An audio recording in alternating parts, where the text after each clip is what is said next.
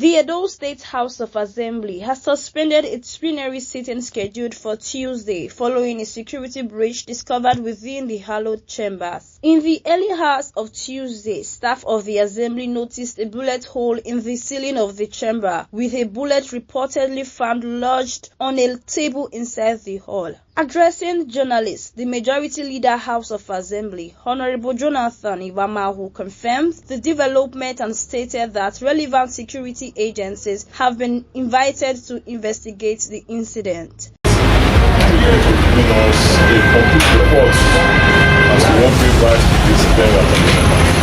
I think everybody is fine, but we have to come and have our city today. Unfortunately, with all this event, might not be able to do because we want to keep the chambers, security agents, able to home important. It's already given us report that we certify it when it comes to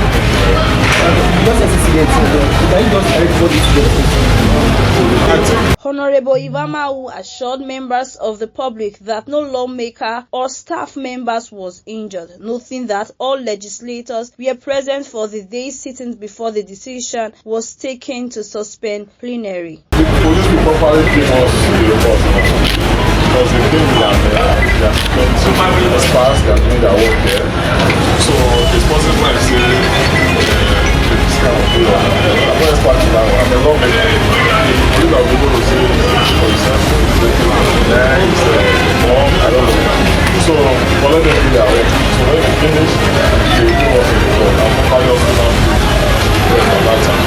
But the rest assured that it's very hard in the house, in the house, to transfer their focus. As a people will come back to our normal cases.